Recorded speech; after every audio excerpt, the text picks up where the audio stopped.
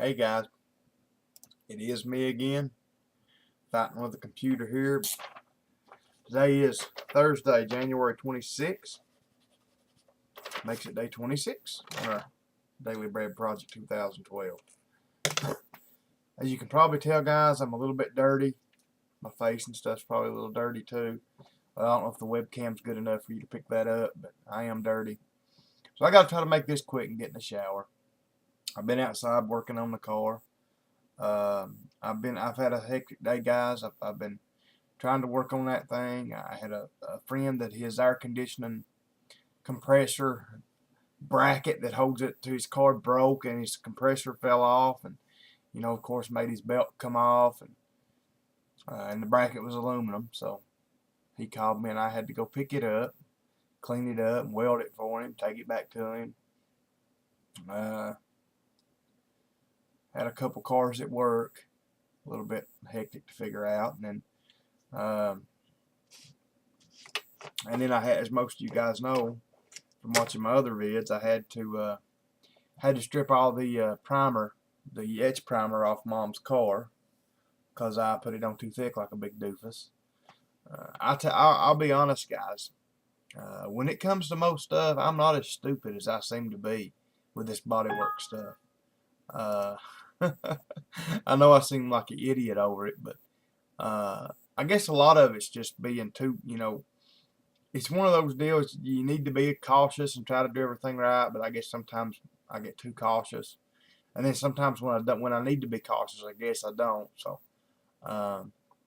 but anyway, it come back off, no problem. I itch primed it this evening, and that's a matter of fact. I was gonna, and this is to Darren. Darren, brother, I tried to call you this evening, because you said in your videos today, you said you'd rather us call, and ask you something than make a mistake. And I tried to call you. I don't know. It was around 8:30, so somewhere through our 9 o'clock. Nobody answered, so I hope everything's all right. I called Andrea's phone, left a message. So I had a couple quick questions, brother. So if you want to call me tomorrow evening, or it'll probably be Friday when you see this, so that'll be this evening tonight. If you want to call me, brother, because I know I think you said you got free calling, like at night or the evenings. Because I don't have any kind of free calling plan. So if you could call me, I just wanted to ask you a couple things, and I'll go ahead and give you the questions. That way you can, in case you need to think about them. But number one, the little filters that come in your paint gun or with your paint gun. They go between your cup and down in the gun. Well, my Mac gun that I bought, according to the schematic that comes with the gun, how they give you a picture of the gun and all the parts broken down. It shows the gun and it shows the filter and then the cup.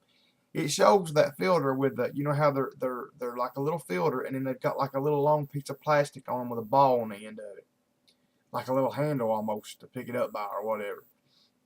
Anyway, the Mac gun, according to the schematic, has got it to where the filter goes with that ball stuck up towards the cup, and the other end down in the gun, down towards the nozzle. Well, I put it together like that and sprayed some lacquer thinner through it, and it sprayed fine. But the only reason I'm asking this question, my cheap guns, my other HVLP guns out here, they were already put together with filters in them, and they're turned the opposite way. Now, they're the exact same filter from what I can tell, but they're turned the opposite way. The little ball, the long part with the ball, is sticking down in the tip. So, I was just kind of wondering about that, number one.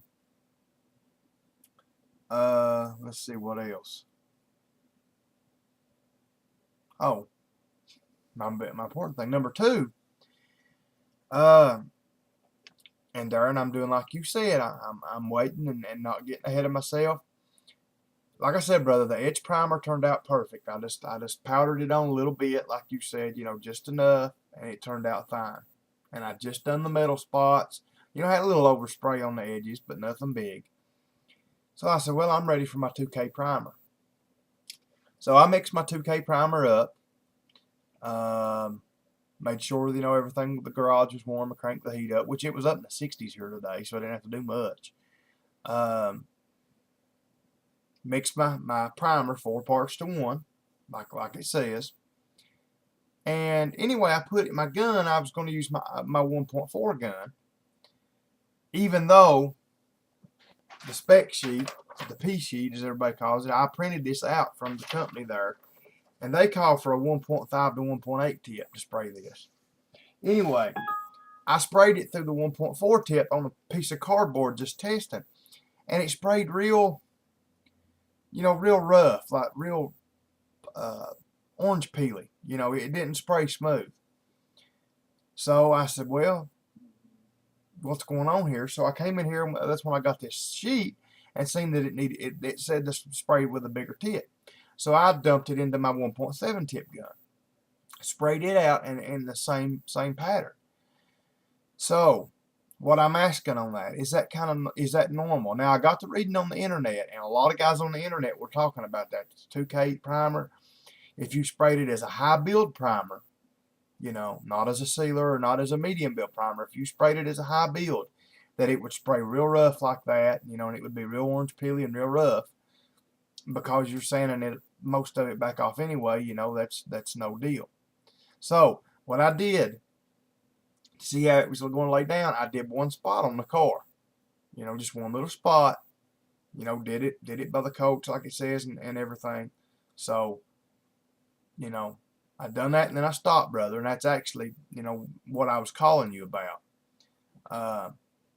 So just kind of let me know if that's, which like I said, it's a little orange peely looking, but other than that, it looks all right. So is that normal? I mean, does that primer, because it's so thick, does that tend to do that? And I sprayed it through 2 different guns, and both guns did the same thing, and I just got done spraying other stuff through them, and they, I know the guns are not stopped up or anything like that. So I didn't go too far though. I wanted to stop, before I got too far. So I just wanted your opinion on that. So if you could kind of tell me if that's normal. I mean, I'm leaning towards it probably is, to spray a little rough, a little orange peely like that. My next question is on that primer. And like I said, brother, if you want to call me tomorrow evening, that's fine. I'll be here. You should have my number. So anyway, my next question is, I know it says 2 to 4 hours after you spray the primer, after you get it primered, that you can start sanding it. My question is, what kind of window have I got? I mean, if I spray it tonight, let's say at 8 or 9 o'clock, can I wait till tomorrow night at 8 or 9 o'clock to sand it? I mean, I'm assuming so. I mean, I'm assuming once, they just want you to wait 2 to 4. Anything after that's all right. I'm leaving the car in the garage. I'm not taking it outside or anything like that. It's not going to get wet. I know you were talking about that. If you backed them out or anything, you needed, to have epoxy on them. I mean, I do listen to what you say, brother. It's just, it's a lot to take in. Like you said the other night, kind of like with me on working on a car.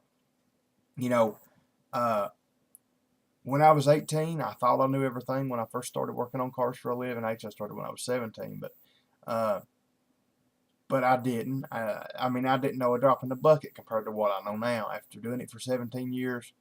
And you don't learn all that knowledge overnight. And I shouldn't expect somebody to learn my knowledge that I know on cars in 1 day or 1 week or 1 month. And the same way, like with you, with this stuff, there's just so much to it. And I do appreciate your videos, brother. And I'm sorry that which I know you had to do that truck anyway, but I'm sorry that you hurt your arm while you was there, or hit your arm. And I figured that's why you didn't answer the phone a while ago. I figured you were probably asleep, resting from that. But anyway, I was just wanting to know about that. I mean, do I have plenty of time? Which, like I said, I'm assuming I do, but I wanted to make sure with you, that way I can, start, maybe get it in primer tomorrow night, and then wet sand it and try to. I think I may just go ahead and finish the trunk out, prime it, wet sand it, seal it, base it and clear it and get it completely done. because we're getting ready to have some colder weather coming, and I don't know if I'm going to be able to keep my garage warm enough to do the top. So we'll just have to wait and see. But let me know on that primer, brother. Like I said, that 2K primer, does it tend to kind of spray rough like that? And how long can I wait after I spray it to sand it? And like I said, if you want to call me instead of mentioning it in the video, that's fine. Call me tomorrow night or whenever you want to. All right, guys. Having said that to Darren, let's get started with our important thing tonight, guys, and that is, of course, the Word of God. So starting in Romans chapter 11, verse 27, here we go. For this is my covenant unto them, when I shall take away their sins. As concerning the gospel, they are enemies for your sakes, but as touching the election, they are beloved for the Father's sakes. For the gifts and calling of God are without repentance. For as ye in times past have not believed God, yet now obtain mercy through their unbelief, even so have these also now not believed, that through your mercy also may obtain mercy. I tell you guys, and what mercy God has for us, I tell you, it's unreal, it's unbelievable. For God hath concluded them in all unbelief, that he might have mercy upon all. Oh, the depth of the riches, both of the wisdom and knowledge of God, how unsearchable are his judgments, and his ways past finding out. For who hath known the mind of the Lord, or who hath been his counselor? Guys, this means nobody can understand God. You know, we try to understand the ways of God. We can't. He's so far above our level, we can't even begin to comprehend him. I mean, that's just the truth. He has to dumb it down. I mean, I've said this before. I could just imagine Jesus when he was walking on the earth, even though he was in human form. And he didn't have his full power like he did when he was in heaven, because this human body held him back. He still was just, I mean, it was just, I can imagine him talking to the disciples. And I think that's why he had to speak in parables so much, because he was so above their heads, and he was just so, so much greater than they could even comprehend. He had to dumb it down for them, basically, so they would understand it. I mean, that's my opinion on it. Verse 35, or who hath first given to him, and it shall be recompensed unto him again. For of him, and through him, and to him are all things, to whom be glory forever. Amen. Guys, it's one of my favorite verses in the Bible right here. I love that. Verse 36. For of him, through him, and to him are all things. And that's the truth, guys. He made everything, for of him is everything. Through him, it's only through him that we can do anything. Like I said, it's all through him, it's all for him, and it's all to him. It's just, he's it, guys. Like I've said before, he's the answer to everything. Every question you got in life, guys, you got some kind of problem, he's the answer. He's the answer. So anyway, guys, thanks for being here. I am going to try to make this video shorter, because I've got to go get cleaned up and get to bed. Like I said, guys, thank you all. I love you all for being here. I really do, Brother Darren. I'm glad you got your present I sent to you today. To be honest, I wasn't expecting you getting it till Friday. I know you got it today, which is Thursday. I hope you liked it. And I know I told you in the card, but I guess I could explain to everybody else. And some of you sharp-eyed guys may have noticed the other night, it was one day this week when I made a video right back here behind me on my dresser. I actually had it setting. I actually took a camshaft out of a Polaris 500 Sportsman. That the middle lobe, the exhaust lobe, wiped off of it. Just bad metallurgy, I guess, bad metal. And it was popping. It wouldn't accelerate, and it was popping back through the intake, because all the exhaust was trying to come out the intake valves when they were opening, because it couldn't get out. So anyway, we had to put a new cam and rocker arm and everything in it. So I took that cam and stuff and brought it up here, just for goofs, powder coated it metallic red, metallic starlight or starfire red they call it. And guys, it turned out beautiful. I mean, just beautiful. Like Brother Darren said, you can still. He said he had a habit of smelling everything that he got, no matter what, a paint gun or whatever he bought, whatever was new to him, he smelled. Well, he smelled that, and he could smell the oil on it. And that's true. I cleaned it, and that shows you how that metal goes. I sandblasted it. I cleaned it. I baked it, got it hot, then cleaned it again to try to drive all the oil out of it I could.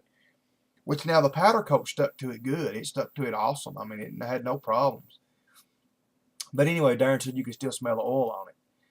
But I took that cam, guys, and I took the rocker, and I built a little square pedestal, and actually took the rocker arm and set on that pedestal and TIG welded it to it, and then took the camshaft and set it up on the rocker and run a bolt through one of the holes in the rocker arm to bolt the camshaft there, and just made a little bit of a abstract art, deal, just something for Darren to show his appreciation, or to show my appreciation to him for all he's done for me. And brother, I do. Like I said, I'm sorry that that you've had to make all these videos and stuff, which I guess you didn't have to. That shows what kind of character you've got. Like I said today, I don't want you to get aggravated with me, which I know, like you said the only thing that aggravates you is us not calling you, us making mistakes, which I guess, sometimes that's how you got to learn, is through mistakes. Some of us don't learn except through mistakes, but like I said, brother, the whole deal with that primer was just like you said, that etch primer, it was pretty thin stuff, like you said. It was kind of thick coming out of the bottle, but by the time I mixed the acid with it, it thinned out. And then I used that 1.7 tip gun because I heard you say before that etch primer could hurt the needle a little bit in a good gun, not to use a good gun. So I didn't want to use my 1.4 gun because I knew I'd probably use that for the sealer and maybe even the base coat. So that's why I used that 1.7 gun. And I just really didn't think that it was going to hammer it on like it did. And it just put it on too thick. So, but anyway, like I said, brother, if you could just call me tomorrow evening, or, if you want to make a video tomorrow and just answer me those couple of quick questions there, which way does the filter typically go in a gun? I know it's a little bit of a goofy thing, but like I said, one gun chose to go one way and one the other, so maybe it don't matter. I don't know, but that and about the 2K primer, does it typically go on kind of orange peely and kind of rough? And what kind of window have I got there once I put it on that I need to wet sand it down? So, and I'm assuming I wet sand it with 400s, what I think you said before. So that's what I'm going to do. I'm going to wet sand it with 400, block it down. And that's kind of another just little quick question. How do I know when to quit sanding on that? I mean, just like everything else, just till it feathers. I mean, when everything feathers out, I'm assuming. So, anyway, brother, we're getting there. We're getting there. I'm not, like I said, I'm not a complete dummy. I am listening to you. It's just, I want the job to come out as good as it can.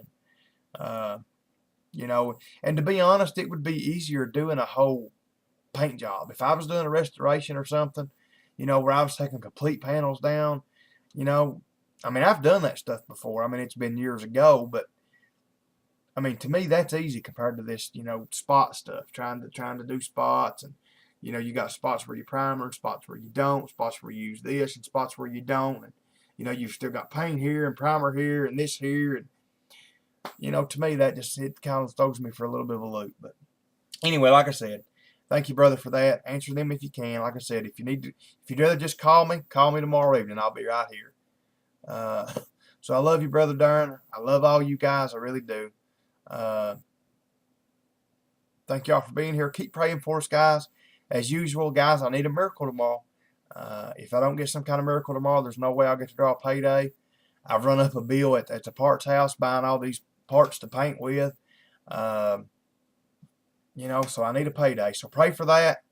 Good Lord willing, I'll be here tomorrow night, guys, until I see you all again. Good night. God bless.